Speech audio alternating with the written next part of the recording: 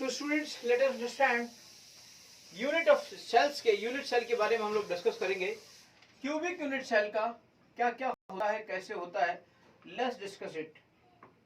Cubic unit cell, cubic unit cell का discussion करते हैं। सबसे पहले तो आप देखिए क्यूबिक यूनिट सेल में किस तरीके से क्या होता है। जैसे मान लीजिए ये आपकी सेल है,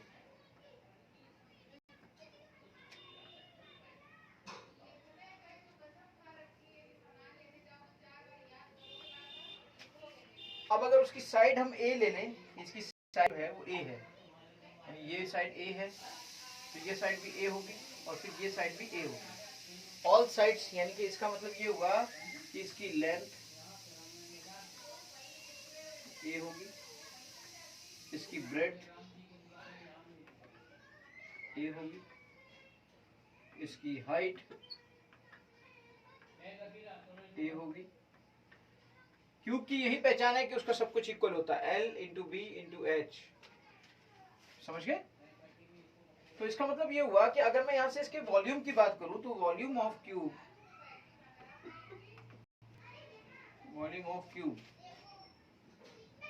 की मैं बात करूं, volume of cubic unit cell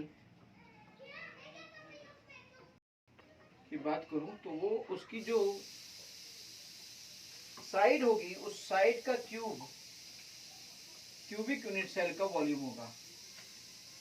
volume of cubic unit cell will be is equal to a cube, यानी कि जो उस यूनिट सेल का, क्यूबिक यूनिट सेल का जो वॉल्यूम होगा, that will be is equal to a cube. ये length आपकी ए है, ब्रेड्थ आपकी ए है, हाइट आपकी ए है, इसका मतलब volume of the cubic unit cell आपके सामने आ गया ए क्यूब। अब अगर मैं यहाँ पर ये निकालना चाहता हूँ mass of the cubic unit cell, तो मुझे ये निकालना पड़ेगा कि एक एटम का मास कितना है और उस क्यूबिक यूनिट सेल में इफेक्टिव नंबर ऑफ एटम्स कितने हैं। इट मीन्स कि अगर मैंने मास निकाल लिया यूनिट सेल का, चलिए अब मैं बात करता हूँ mass of cubic unit cell. भाई सपोज मास किसी यूनिट सेल का अपना तो कुछ होता नहीं है ना, जो उसमें एटम्स होते हैं या उसके जो पॉइंट्स होते हैं, मॉलिक्यूल्स होते हैं या आयंस होते हैं, उन्हीं के मास से तो उसका मास बनेगा। यहाँ पर मान लीजिए कि एटम की बात करें तो ऑब्वियसली यहाँ पर एक चीज आएगी बेटा, Z, यानी effective number of atoms in cubic unit cell. कितने दिखाई दे रहे हैं उससे मतलब नहीं है, लेकिन कितने एक्चुअली हैं उससे मतलब है। Effective number of atoms in cubic unit cell and mass of one atom. यहाँ हम बात कर रहे हैं एटम के फॉर्म में, तो ये यहाँ पर एक चीज निकल के आएगी। सवाल उठाइए इफेक्टिव एटॉमिक नंबर क्या है सर? तो देखिए अब मैं बात करता हूँ, अगर मैं मास ऑफ वन एटम निकालूंगा तो मेरा क्या तरीका है, एटॉमिक वेट को, जो ग्राम एटॉमिक वेट होता है, उसको अगर मैं अवोगाड्रो नंबर से डिवाइड कर दूंगा, then I will get mass of one atom, and this is the mass of cubic unit cell. और ये आपकी मास होगी, mass of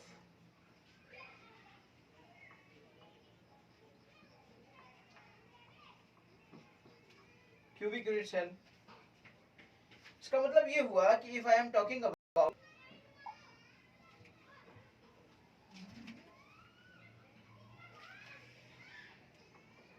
this is mass of cubic unit cell which is equal to Z into atomic weight upon Avogadro number। सवाल इस बात का उठता है सर ये Z क्या है? Z effective number of atoms है in cubic unit cell. Let us understand what do mean by Z, क्योंकि हमें अगर मास निकालना है, जब तक हम Z को नहीं समझ पाएंगे तो हम दूसरी चीजों को नहीं समझ पाएंगे। अच्छा, यहीं से अगर मुझे डेंसिटी को निकालना है तो डेंसिटी को, चलिए डेंसिटी को भी मैं यहीं से सॉल्व कर लेता हूँ, उसमें भी Z का ही रोल आएगा, लेकिन पहले मैं डेंसिटी को निकालूंगा ताकि मैं समझा पाऊं आपको कि Z कितना जरूरी है। Z के बिना कुछ नहीं है। Density of cubic unit cell will B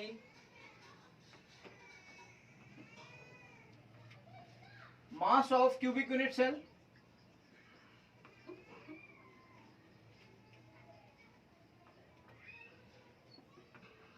और volume of cubic unit cell, तो यहां पे बात आएगी volume of cubic unit cell.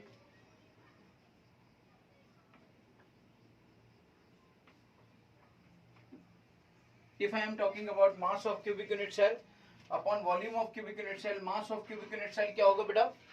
अभी we have discussed Z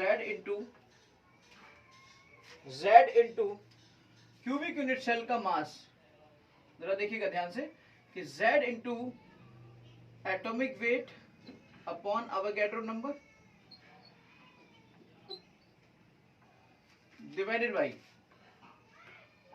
volume of the cubic unit cell will be is equal to A cube.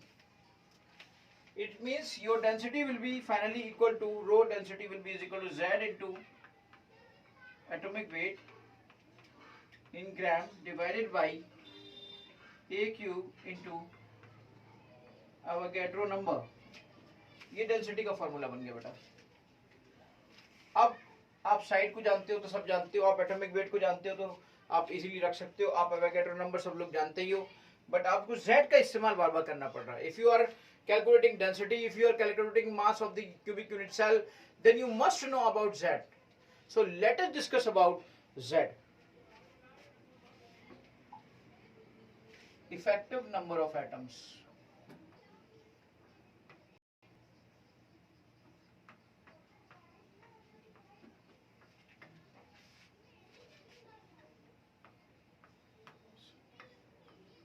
For cubic unit cell।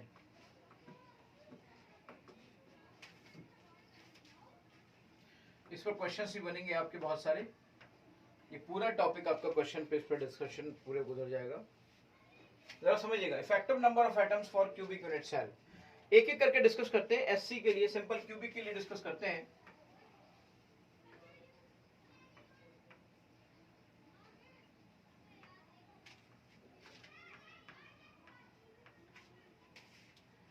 Simple cubic के लिए discuss करते हैं, और सिंपल क्यूबिक के लिए discussion में if you are getting here all atoms are at corner।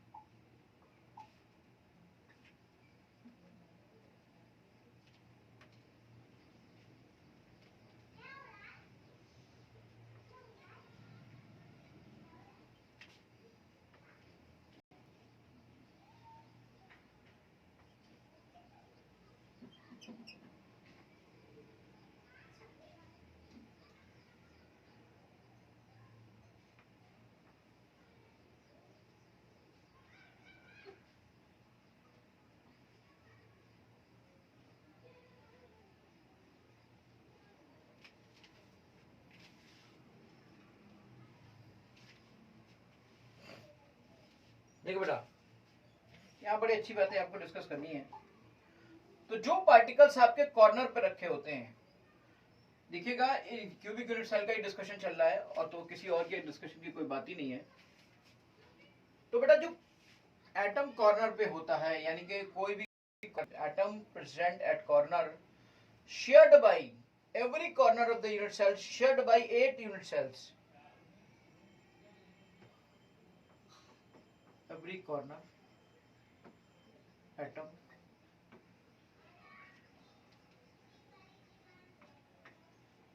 is shared by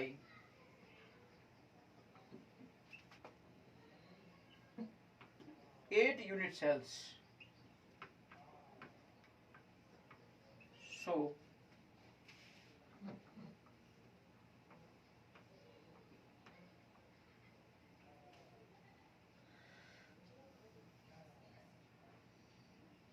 one atom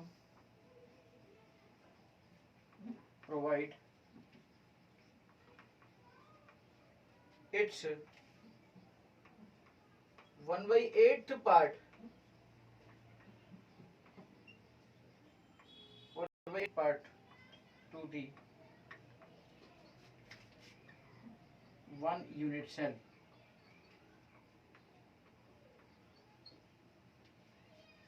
The corner present at the atom present at corner only will give 1/8 part of the 1/8 part share to the one unit cell. Understand?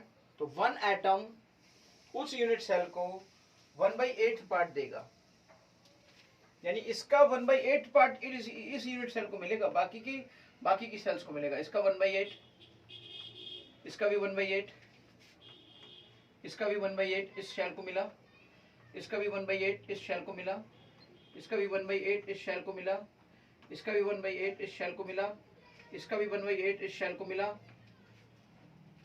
तो total corners कितने हैं? Total corners हैं 8। ठीक है, total atoms कितने हैं? 8। तो Z will be is equal to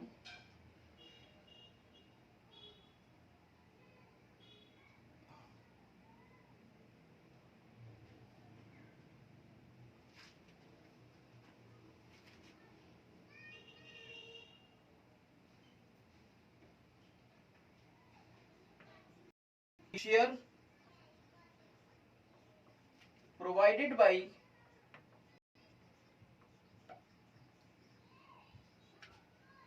one atom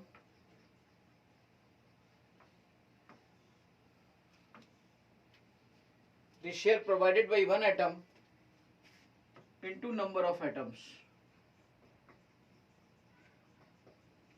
अब यहां जो एटम कॉर्नर पर है उस एटम ने जो शेयर प्रोवाइड किया वो कितना है? 1/8।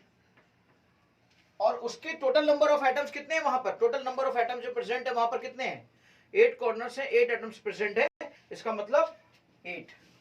It means it will be contribute 1। It means total effective number of atoms for unit cell will be equal to 1।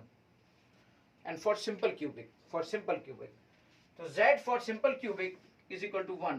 Z for simple cubic is equal to 1 if all corners are filled. अगर एक भी corner missing हो जाता ना, तो मान लीजिए वहां पे एक कॉर्नर पर एटम मिस हो गया, तो हर एटम का शेयर 1/8, लेकिन एटम वहां पर अब 8 नहीं है, 7 है, तो 7 होता है यहां पर। वो एक क्वेश्चन आएगा, आपको करने को मिलेगा।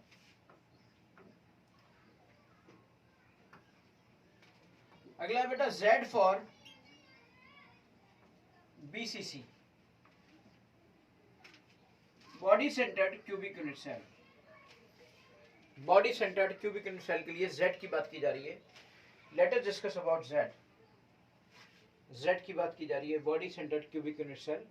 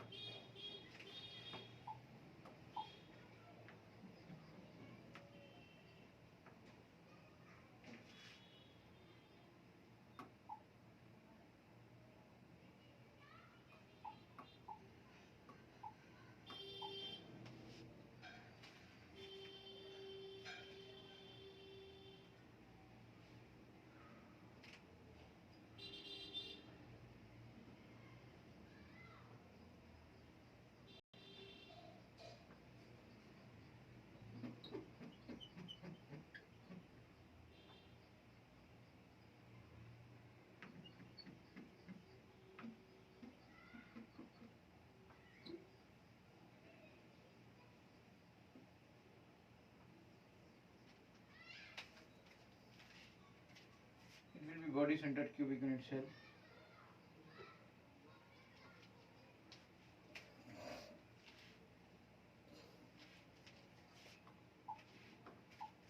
बीच में एक बॉडी के सेंटर पर एक एटम रखा हुआ है बेटा। बॉडी के सेंटर पे एक एटम रखा हुआ है।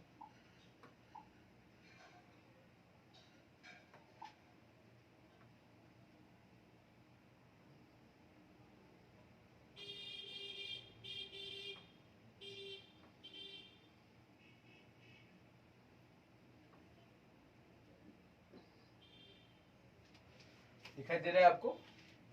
आपको दिखाई दे रहा है कि यहाँ पर ये वाला जो आपका रखा है, और इसमें आप देख रहे हो कि केबल और केबल 8 के 8 कॉर्नर पे रखे हैं और एक बॉडी पे रखा है। आप मुझे बताइए जो कॉर्नर पे रखे होंगे उनका शेयर तो 1/8 जाएगा यूनिट सेल के लिए, लेकिन जो बॉडी के अंदर रखा है वो तो किसी और से शेयर नहीं हो रहा है ना। तो जब वो किसी और से शेयर नहीं जा रहा है, इसका मतलब उसका कंट्रीब्यूशन तो कंप्लीट जाएगा ना इसी यूनिट सेल के लिए। यस, कंप्लीट जाएगा इसी यूनिट सेल के लिए। इट मींस अगर हम इसके लिए z की बात करें तो जरा ध्यान से देखिए, एक एक करके सब चीजों का डिस्कशन करते हैं।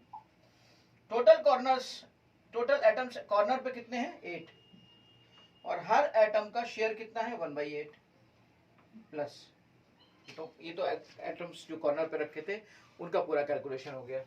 अब मुझे बताइए कि total number of atoms present at the body कितने हैं 1, और उनका कंट्रीब्यूशन कितना होता है 1, क्योंकि जो चीज बॉडी के सेंटर पर रखी है वो तो किसी दूसरी यूनिट सेल से शेयर होगी नहीं। जब यूनिट सेल से शेयर नहीं होगी तो उसका फिर पार्ट क्यों जाएगा भाई कहीं और। वो कॉर्नर तो 8 कॉर्नर में शेयर हो रहा था, 8 यूनिट सेल्स में शेयर हो रहा था। इधर एक 1, उसके ऊपर 2, उसके ऊपर 3, इसके इधर 4, इस तरीके से ये 1 2 3 4 यूनिट सेल्स में ये हो रहा था इधर से, और फिर 4 यूनिट सेल्स में ऊपर से।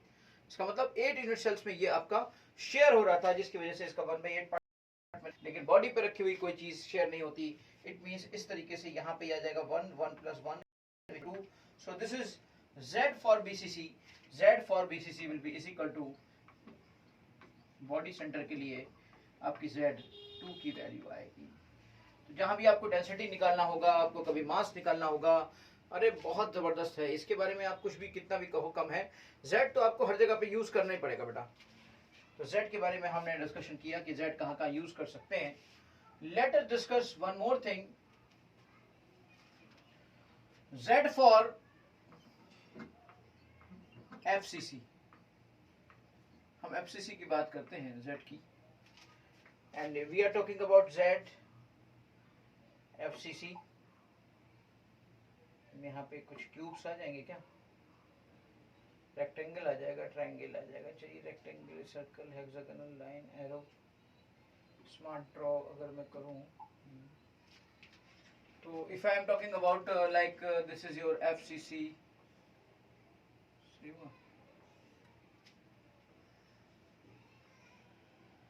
ये आया सही। और इसी तरीके से बेटा मैंने एक और किया, ये देखिए बिल्कुल बिल्कुल परफेक्ट आ रहा है, and I am taking the lines from here. यहां से मैंने इस लाइन बनाया,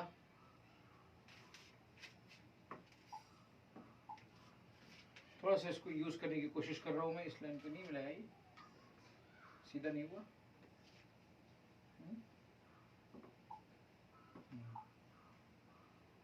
ये आपका देखिए, तो इस तरीके से आपका ये हो गया।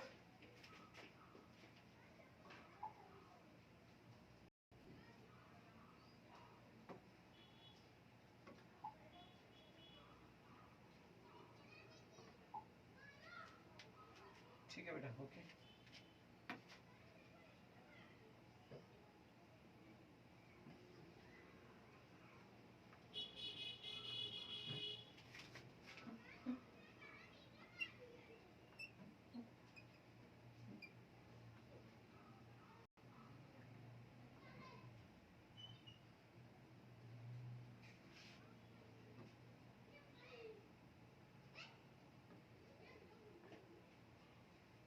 थोड़ा सा इसको लर्न करना पड़ेगा। चलिए इसको छोड़ दीजिए, स्मार्ट ड्रॉ पे आ जाइए। ऐसे कर देंगे तो ये सही हो जाएगा। हाँ बस ये ज़्यादा सही है। बस इरेज दिस थिंग।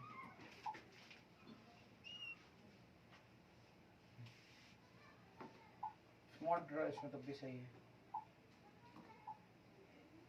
है। ये आपको देखिए ऐसे सही हो गया ना।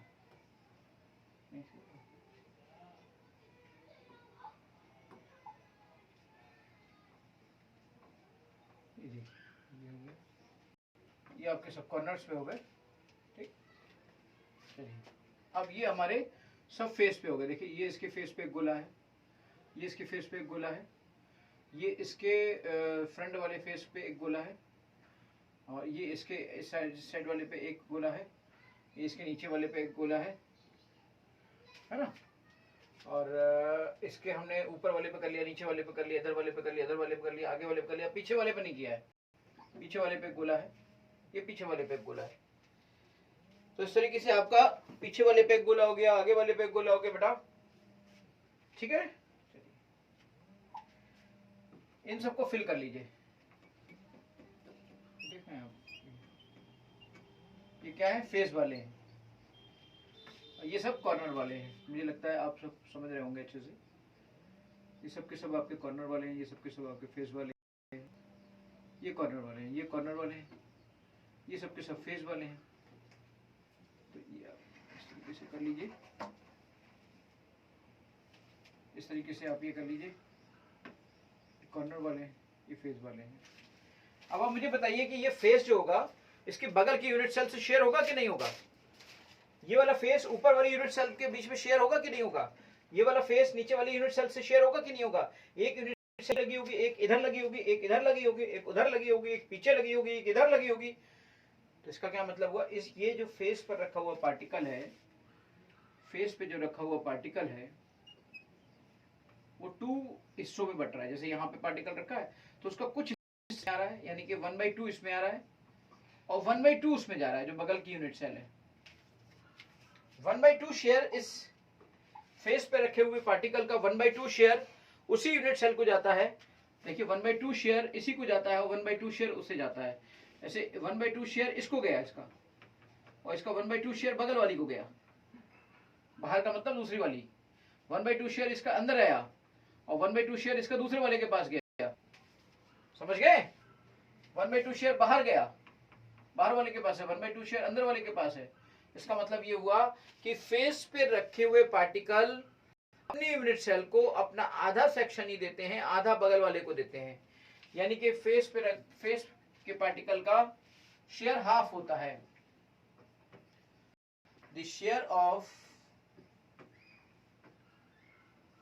Particle at face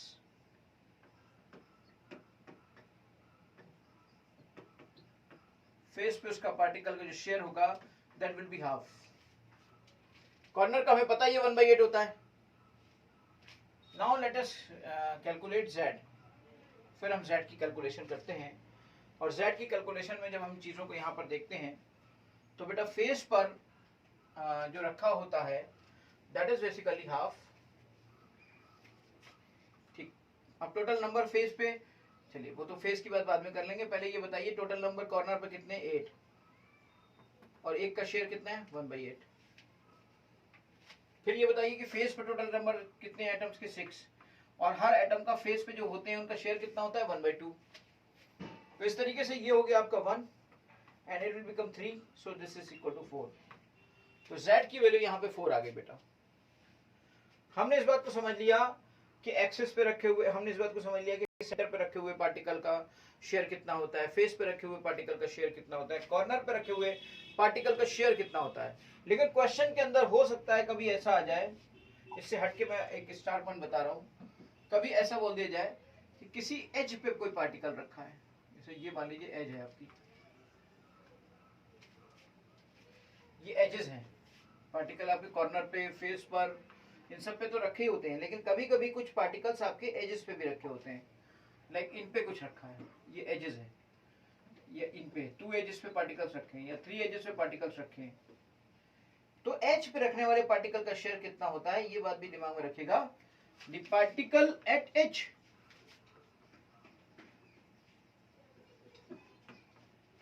the particle at as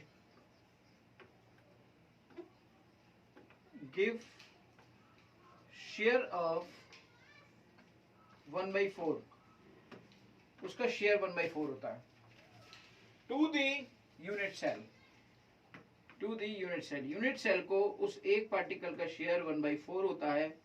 ये बेटा दिमाग में रखिएगा, ये बहुत ही काम की चीज है।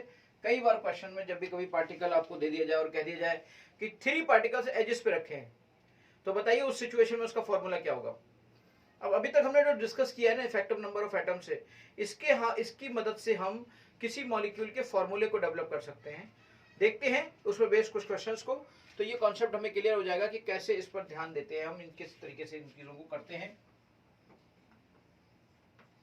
क्वेश्चंस का डिस्कशन करते हैं, questions on this concept.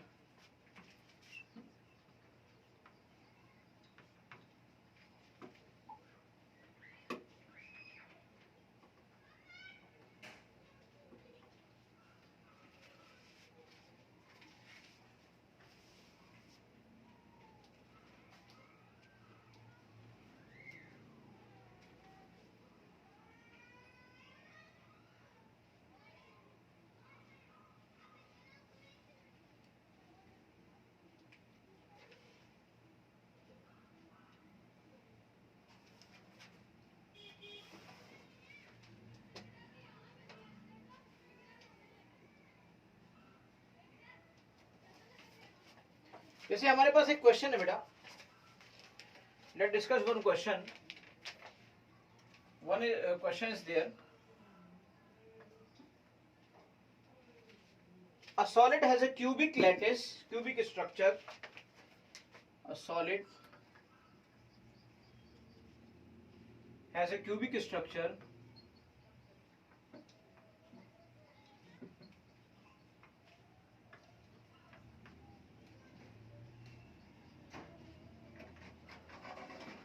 in which x atoms are located at the corners of the cube, in which x atoms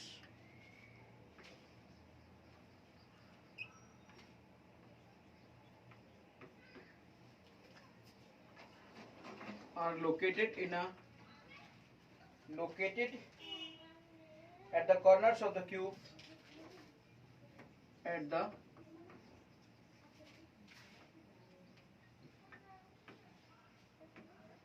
corners of the cube,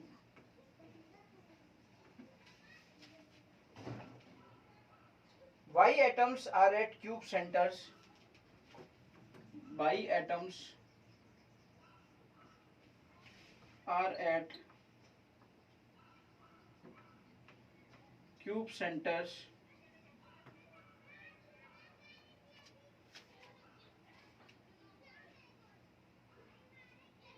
and O atoms are at the edge centers,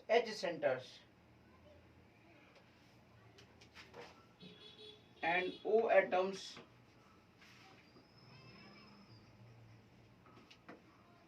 are at the edge centers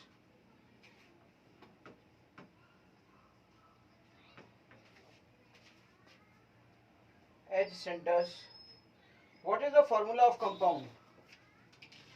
What is the formula of compound? बहुत ही अच्छा question बेटा, बहुत बार exam में आया है और आ सकता है इस टाइप का क्वेश्चन। अगर एग्जाम में कुछ क्वेश्चन बनता है तो इसी टाइप का क्वेश्चन बनता है। बहुत ही जबरदस्त क्वेश्चन। क्वेश्चन को निकालने की कोशिश करिए। देखिए कोई तरीका है आपके दिमाग में, कोई तरीका हो तो बताइए जरा।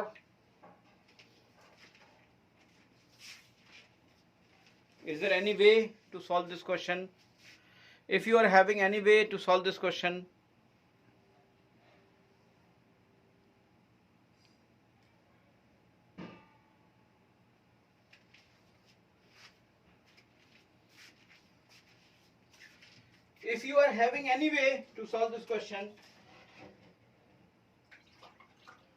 बनाइए, ध्यान से सोचिए जरा, इस तरह के क्वेश्चन कैसे होते हैं।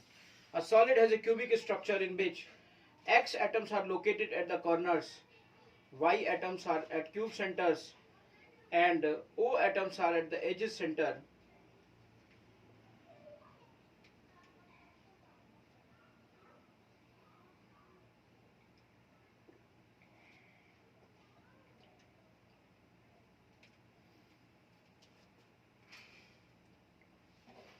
सबसे पहली बात तो मैं आपको एक हिंट दे दूं कि अगर उसने कहा है कि X atoms are located at the corners of the cube, तो फिर हमें ये नहीं सोचना है कि कोई किसी कॉर्नर पे है कि नहीं है। इसका मतलब हर कॉर्नर पर X एटम है। Y एटम क्यूब सेंटर है तो क्यूब का सेंटर तो एक ही होता है। और O atoms are at the edges centre, यानी कि एजिस होती है 12 एजिस होती हैं हर किसी क्यूब के अंदर। तो 12 एजिस पर 12 सेंटर्स होंगे, तो ऑब्वियसली 12 एटम्स होंगे, और हर H पे रहने वाले एटम का शेयर अभी अभी मैं डिस्कस कर रहा था स्टार पॉइंट में 1/4 होता है। हर कॉर्नर पे प्रेजेंटेड एटम का शेयर 1/8 होता है to the unit cell, and हर एटम जो कि बॉडी सेंटर पर होता है उसका शेयर कंप्लीटली 1 होता है टू द यूनिट सेल। इस कॉन्सेप्ट का यूज करते हुए आप इस क्वेश्चन को बहुत ही इजीली सॉल्व कर सकते हैं, and you will get the right answer, और इस तरीके से आपको बिल्कुल सही आंसर मिल जाएगा। जरा देखते हैं इस क्वेश्चन को। देखिए यहां पे लिखा x। अब बहुत ज्यादा आपको बताने की जरूरत नहीं है। लोग कहते हैं कि इसमें बहुत ज्यादा समझना पड़ता है, ये है वो है, ऐसा कुछ भी नहीं है बेटा।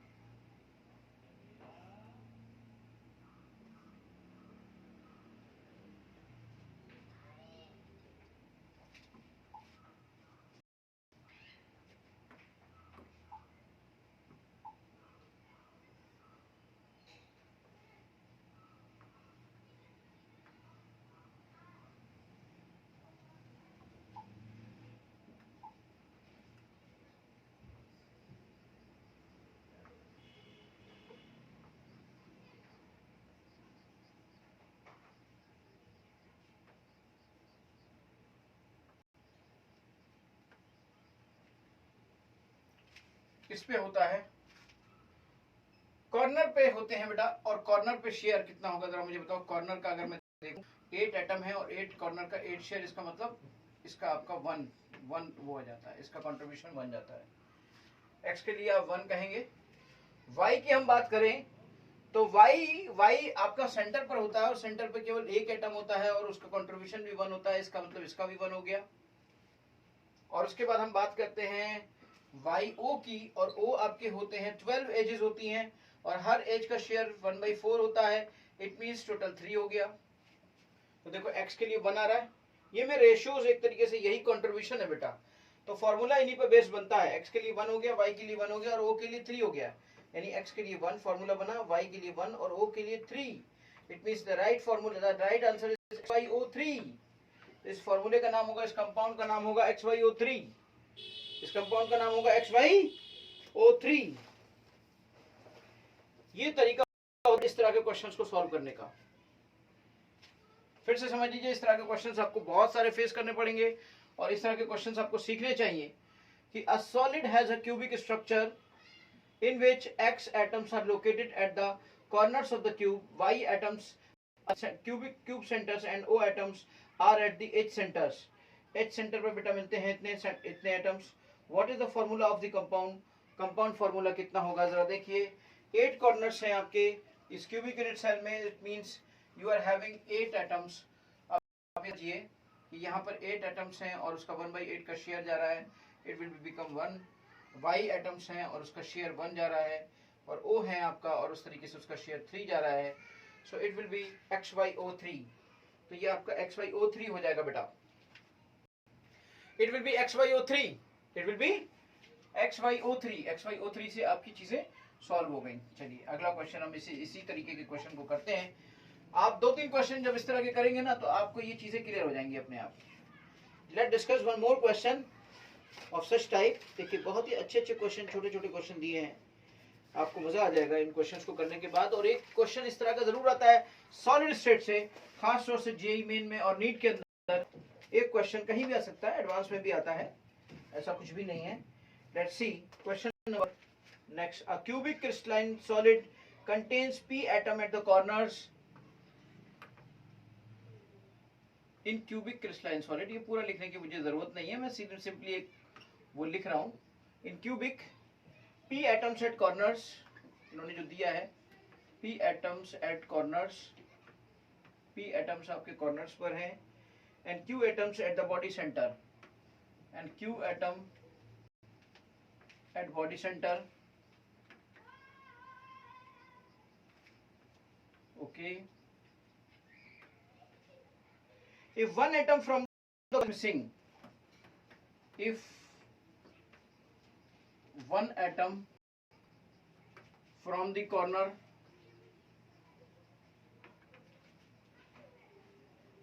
is missing,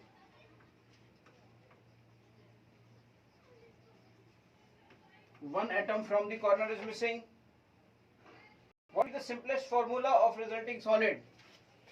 What will be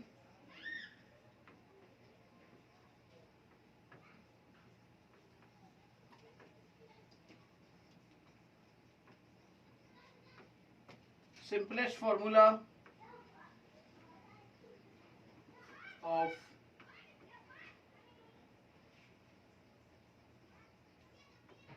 resulting solid? क्या सिंपलेस्ट फॉर्मूला होगा बेटा? ये क्वेश्चन हमारे सामने है, बहुत ही छोटा सा, बहुत ही अच्छा सा क्वेश्चन.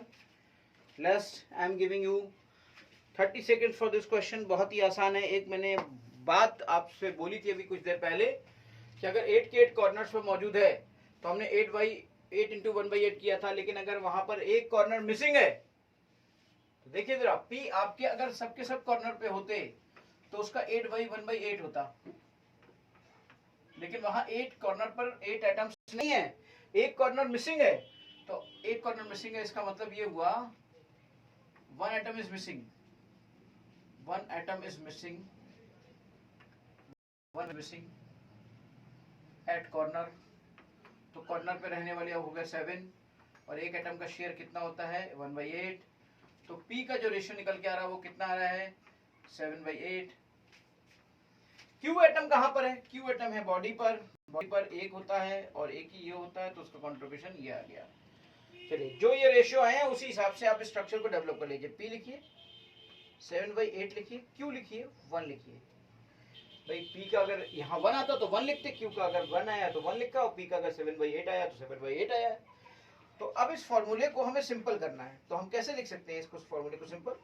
ये 8 इधर चला जाएगा तो ये बन जाएगा आपका P7O8 या Q8, Q है ना, तो ये फॉर्मूला बन गया P7Q8. समझ गए होंगे आप? P7/8 Q1. तो अब आप ऑब्वियसली उसका आपने ले लिया, इसको फॉर्मूले को तो बनाना जानते होंगे ना, रेशियो को. यस, यहाँ रेशियो है, आप रेशियो को तो जानते होंगे मुझे लगता है, फिर से बता देता हूँ. चलिए कोई बात नहीं. जैसे मान लीजिए 7/8 है, 7:8, तो आप 8 से डिवाइड करोगे, 8 से डिवाइड करोगे तो क्या आएगा? ये आपका 7/8:1 ही तो आएगा. इसका मतलब हम 7/8:1 को 7:8 लिख सकते हैं. तो 7:8 लिख दिया हमने. तो the right answer is P7Q8. मुझे लगता है ये मैथमेटिकल तरीका है, थोड़ा सा आपको अच्छा लगा होगा. बहुत ही बेसिक से क्वेश्चन है जिनका हम डिस्कशन कर रहे हैं. बेसिक से क्वेश्चंस का डिस्कशन से हम लोगों को ये फायदा पहुंचेगा भाई कि इन अच्छे अच्छे क्वेश्चंस को जब करने की बारी आएगी तो हम कर पाएंगे, समझ पाएंगे, सोच पाएंगे कि ये क्वेश्चन आपके कैसे निकल सकते हैं. इस तरह के क्वेश्चंस का वर्कआउट इसलिए मैं और ज्यादा करा रहा हूँ क्योंकि इस तरह के क्वेश्चन आपके आते जरूर हैं. Let's do one more question. Let's do one more question.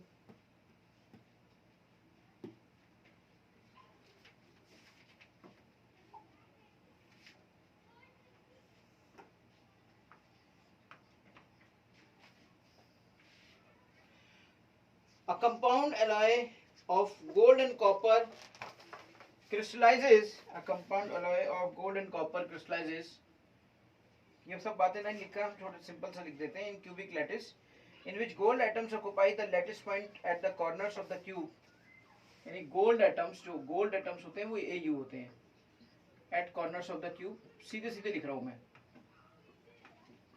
ऐसे तो पूरा लिखने में बहुत टाइम लग जाएगा, तो सिंपल सी बात मैं कर रहा हूँ. क्यूब की तो बात पहले से चल रही है. गोल्ड जो है, गोल्ड एटम्स कॉर्नर पे हैं क्यूब के, and the copper atoms occupy the centers of each of the cube faces. And copper atom occupy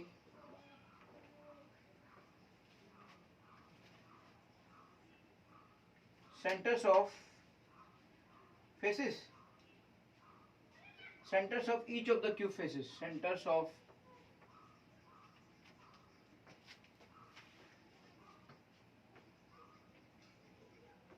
each of the cube faces। तो जो गोल्ड एटम्स हैं वो आपके कॉर्नर पर होते हैं, कॉर्नर्स ऑफ द क्यूब, और कॉपर एटम्स होते हैं वो आपके सेंटर्स पे होते हैं। Each of the cube face के सेंटर पे होते हैं बेटा। इसको हम समझते हैं। उन्होंने पूछा है फॉर्मूला क्या होगा। आप सब जानते हो कि आपके जो कॉर्नर पे रखने वाले कितने 8, इन 8 जगहों पे कौन है, इन 8 प्लेसेस पे है आपका गोल्ड। यानी कि कॉर्नर गोल्ड का शेयर जरा देखते हैं तो 8 कॉर्नर्स पे है और उसका शेयर 1/8 होता है। इसका मतलब ये 1 हो गया। ऐसे निकाला करो। कॉपर कहाँ है, कॉपर है फेसेस पर। फेस मतलब है 6, फेस है 6, तो इट मीन्स 6। तो कॉपर जो है वो 6 एटम्स हैं और हर फेस का शेयर कितना होता है 1/2। इट मीन्स इसका हुआ 3। तो बस सिंपल सा फॉर्मूला हो गया AU1 CU3, बस AuC3 AuCu3, ये आपका फॉर्मूला होगा भाई। तो मुझे लगता है और उम्मीद करता हूँ इस तरह के क्वेश्चंस आप कर लेंगे। उम्मीद करता हूँ इस तरह के क्वेश्चंस आप कर लेंगे।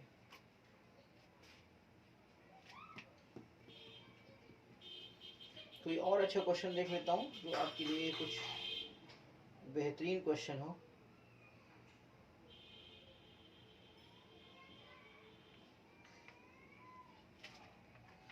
एक क्वेश्चन थोड़ा सा ठीक आया है, लेट्स डू इट। इस क्वेश्चन को हम समझते हैं। एक नई बात यहाँ पे आई है कि एक एक्सिस अगर रिमूव कर दी जाए तब क्या होगा। Let's do this question.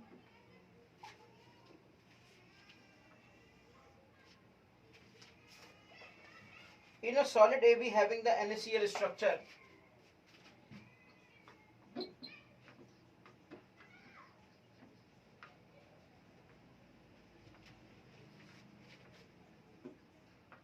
having NaCl structure,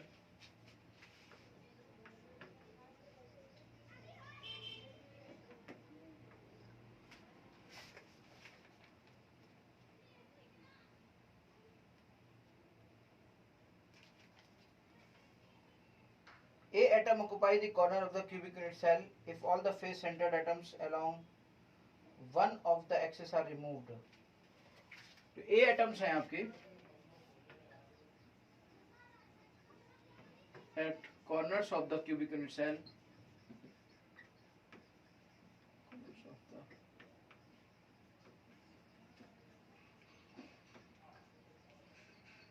cubic unit cell,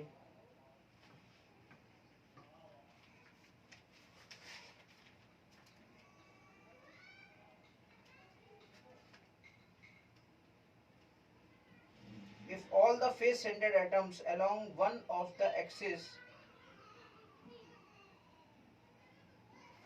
और B कहां पर है, B at all face centered, B सब के सब आपके फेस सेंटर पे हैं। But if one axis, one of the axis is removed, if all the face centered atoms, if all the face centered atoms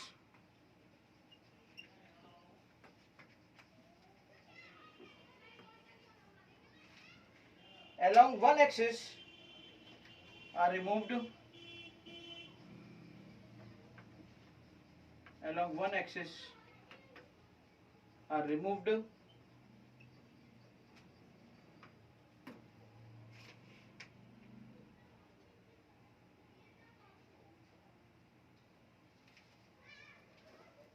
सबके सब देखिए, then what will be the formula?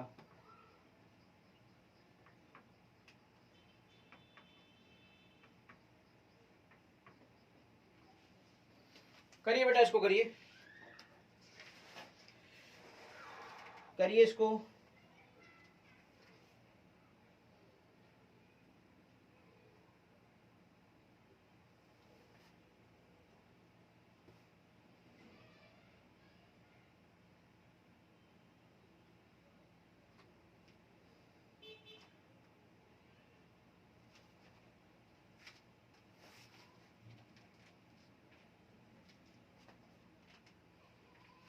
Solution के तौर पे आप इसको समझेंगे कि सॉल्यूशन इसका क्या होगा, तो आपको लगेगा अरे यार ये क्या हो रहा है। अरे ध्यान से देखो ना, आराम से देखेगा, ध्यान से देखो बस।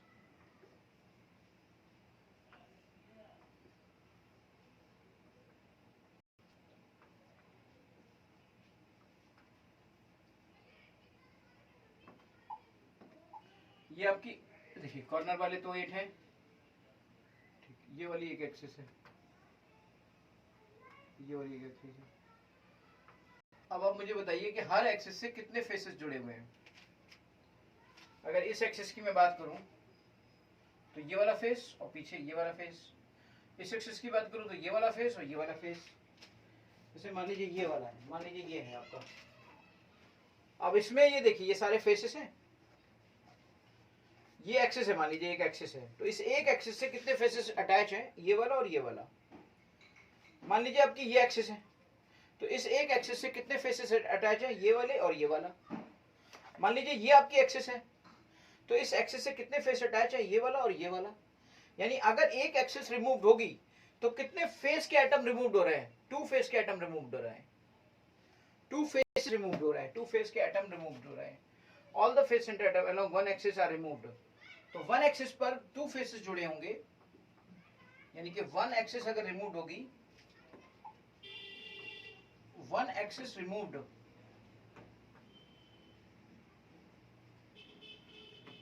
means 2 atoms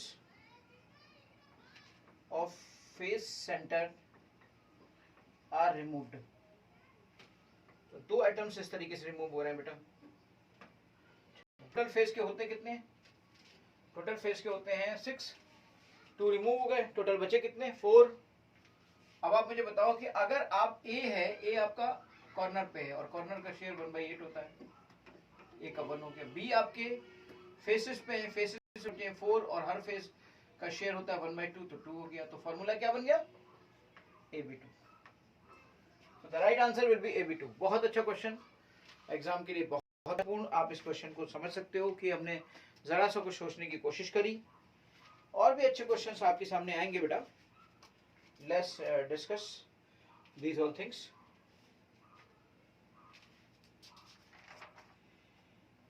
अब हम इसके बात करेंगे इस से रिलेटेड डेंसिटी के क्वेश्चंस के बारे में, क्योंकि अभी तक हमने जो आपको बताया था उसके हिसाब से मैंने Z के बारे में आपको काफ़ी information they the.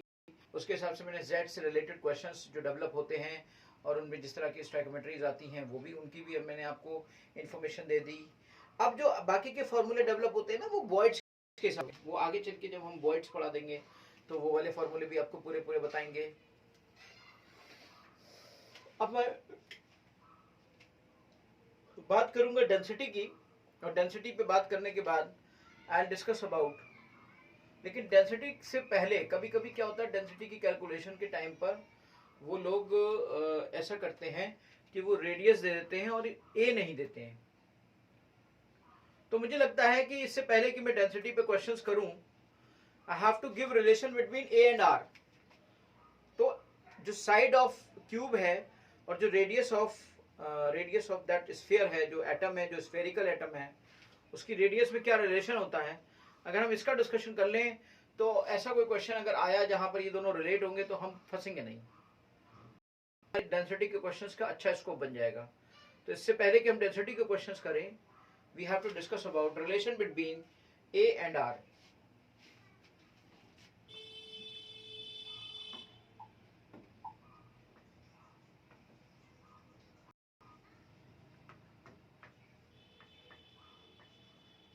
A and R, A क्या है, ये आपकी साइड ऑफ क्यूब है, और आर क्या है, आर आपका रेडियस ऑफ एटम है, जो भी एटम वहां पर प्रेजेंट है उनकी रेडियस है।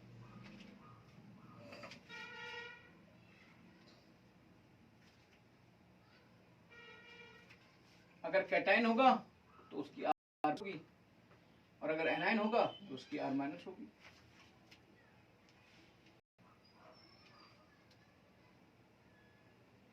ठीक है, रेडियस रेशियो इन सब का डिस्कशन तो हम लोग बाद में करेंगे, आर प्लस आर माइनस पे अभी नहीं जाएंगे। Radius of cation, radius of anion, इनका डिस्कशन अभी नहीं करेंगे। अभी हम सिर्फ ये मानकर चल रहे हैं कि वो रेडियस है, रेडियस ऑफ एटम है, एक जनरल टर्म लेके चल रहे हैं। फ्रॉम हियर जो हम रिलेशन डेवलप करेंगे वो एक जनरल टर्म का रिलेशन डेवलप करेंगे, उसमें कैटायन कहाँ पर है, उसमें एनायन कहाँ पर है, इनका डिस्कशन हम बाद में करेंगे। सबसे पहले ये रिलेशन में देखता हूं फॉर सिंपल क्यूबिक। एक्चुअली होता क्या है कि जब सिंपल क्यूबिक में जो एटम्स होते हैं वो आपके कॉर्नर पे होते हैं,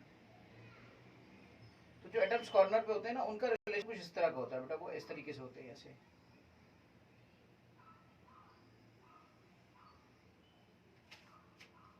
जो एटम्स होते हैं वो इस तरीके से जुड़े होते हैं। तो आपने देखा ये आर है, ये आर है, ये दोनों के बीच की अगर दूरी में देखूं, ये जो दूरी है ये आपकी ए है, दिस इज ए, ये ए है and this a will be is equal to 2r। तो फॉर सिंपल क्यूबिक ए और आर में ये रिलेशन होता है, फॉर सिंपल क्यूबिक ए और आर में ये रिलेशन होता है। तो कहीं पर अगर आर है, कहीं पर अगर ए दिया है, तो उसको आप रिलेट कर सकते हो। इसी तरीके से हम इसका रिलेशन बीसीसी के लिए देखेंगे, एफसीसी के लिए देखेंगे, क्योंकि क्यूबिक में तो हम इन तीनों को देखते हैं ना। For face centred cubic unit cell, FCC. FCC में क्या होता है बेटा, ये जो मैंने आपको बताऊं, एफसीसी में ये फेस एक मैंने कोई ले लिया और उस फेस का ये डायगोनल है this is my face, this is A and this is A. Let's take this is PQ. PQ है, PQ एक डायगोनल है। तो ये जो PQ है ना यहाँ पर, ये PQ बेसिकली फेस डायगोनल है।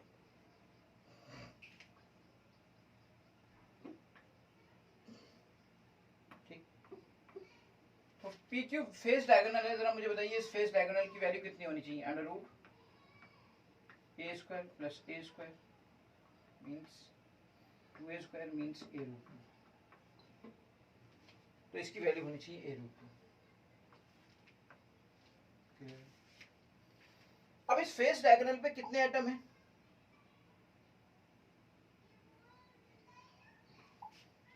एक एटम तो इसके कॉर्नर पे होगा, एक एटम इसके कॉर्नर पे होगा, एक पूरा इसके फेस पर होगा। मान लीजिए एक एटम पूरा इसके फेस पर है, मान लीजिए ये पूरा एटम इसके फेस पर है, तो बाकी का दूसरा एटम तो इसके कॉर्नर पे है ना, बाकी का ये एटम तो इसके कॉर्नर पे है ना। इस तरीके से बेटा आपके एटम्स होते हैं। तो ये इस तरीके से क्या हुआ कि ये जो रेडियस है इसकी देखिए आर हो गई, ये आर हो गई, और ये एटम है जो कॉर्नर पे उसका तो एक पार्ट ही आएगा इधर, तो वो आर आएगा, इसका भी एक पार्ट आएगा, वो भी आर आएगा। तो इस तरीके से टोटल जो डिस्टेंस हुई that will be is equal to 4r। तो जो PQ हुआ वो that will be is equal to 4r। अच्छा, इसमें मैं आपको बता दूंगा बाद में, अभी वो कैटायन एनायन की मैं बात नहीं कर रहा हूँ। और PQ की वैल्यू मैंने कितनी निकाली थी? a root 2, it will be is equal to 4r। Understand? तो ये आपका एक रिलेशन आ गया, a root 2 is equal to 4r। अब a root 2 is equal to 4r divided by 4 which is equal to r, तो ये हो जाएगा आपका a बाई 2 root 2 which is equal to r। ये आपका आ गया a बाई 2 रूट 2 यानी कि which is equal to r। तो आपका ये कंडीशन आ गई इस तरीके से, और ये कंडीशन आ गई इस तरीके से बेटा।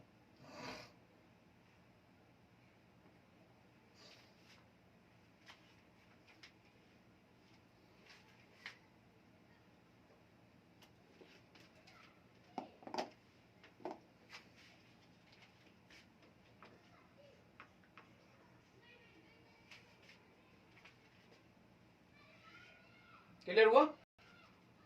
तो इस तरीके से आपका ये फॉर्मूला डेवलप होता चला जा रहा है कि ए और आर में क्या रिलेशन आएगा, उसके ए और आर में क्या रिलेशन आएगा। हम इन पर क्वेश्चंस करते चले जा रहे हैं। फिर हम बात करते हैं for BCC, body centred cubic unit cell. Body centre cubic unit cell, इससे पहले हम लोग डिस्कस कर रहे थे, हमने किया था body centre cubic unit cell की अगर मैं बात करूं तो देखिए जरा, यहां पर मैं अगर इसकी ये पूरी बॉडी बनाता हूं, मान लीजिए ये पूरी बॉडी ये है, क्या हो रहा है, होगा तो यहाँ पर ये ना, ये जो होगा, चाहे मैं इसको कॉर्नर को मिला रहा हूँ, तो ये बेसिकली जिसकी मैं बात करूंगा ना, यहाँ पर ये एक्चुअली PQ जो है ना, यहाँ पर PQ, यहाँ पर ये वाला देखिए, ये फेस का होता है, इससे मिला दूं, ये फेस का होता है, इससे मिला दूं, कि ये बॉडी वाला जो होता है ना, इस बॉडी वाले में कहाँ से कहाँ मिलाते हैं पता है, इस वाले से इसको नहीं मिलाते, बल्कि इस वाले से इस वाले को मिला देते हैं। तो मैं यहाँ पे जो PQ की बात कर रहा हूँ ना, वो ये वाला PQ है भाई, थोड़ा कंफ्यूज मत होना, लेकिन समझाने के लिए मैं ऐसी बात कर रहा हूँ, क्योंकि अगर मैं फेस की बात करता तो मैं इस कॉर्नर से इस कॉर्नर को मिला देता, फेस डायगोनल होता, लेकिन ये PQ क्या है, ये PQ यहाँ पर बॉडी डायगोनल है।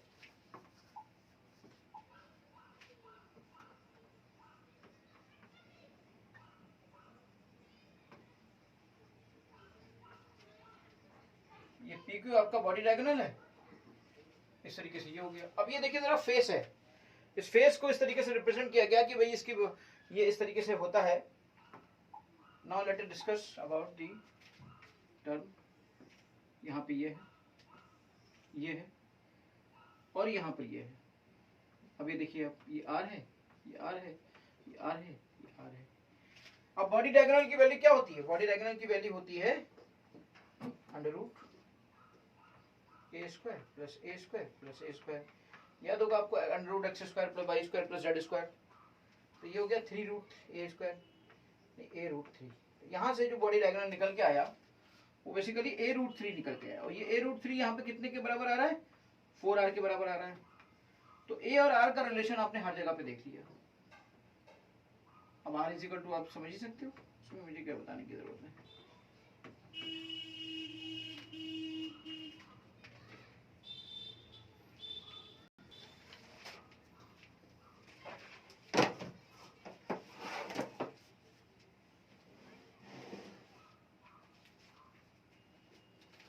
तो हमने समझा कि कैसे कैसे a और r आपस में रिलेटेड हैं, और इसमें कैसे डेंसिटी निकलेगी, और इसमें कैसे यूज होगा, क्या होगा।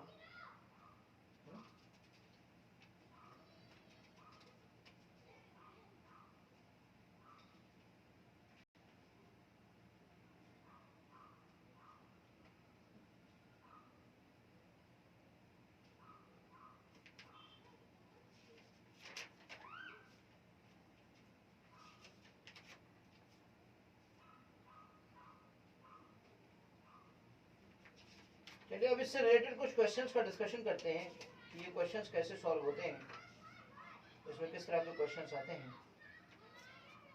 Let's do some questions based on this. अभी डेंसिटी का यूज करते हुए हम लोग इसका इस्तेमाल करते हुए क्वेश्चंस को करेंगे।